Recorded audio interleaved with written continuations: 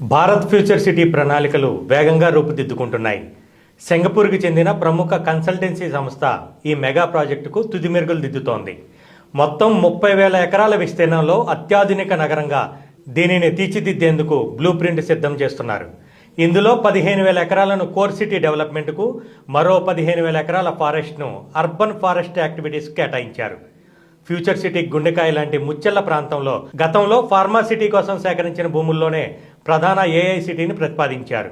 New York, Dubai తరహాలో ఆకాశ హార్మ్యాలు, IT టవర్లు, కార్పొరేట్ ఆఫీసులన్నీ ఈ ముచ్చెర్ల కోర్ ఏరియాలోనే రానున్నాయి.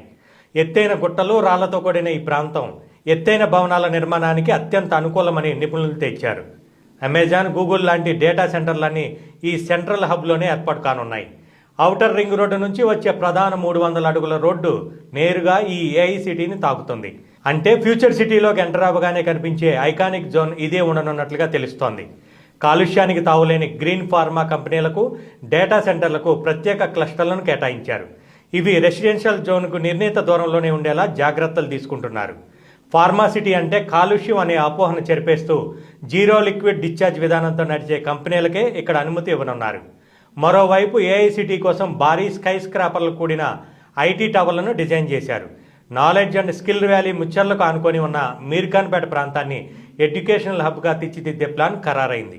ఇప్పటికే ఇక్కడ యంగ్ ఇండియా స్కిల్ యూనివర్సిటీకి శంకుస్థాపన కూడా చేశారు.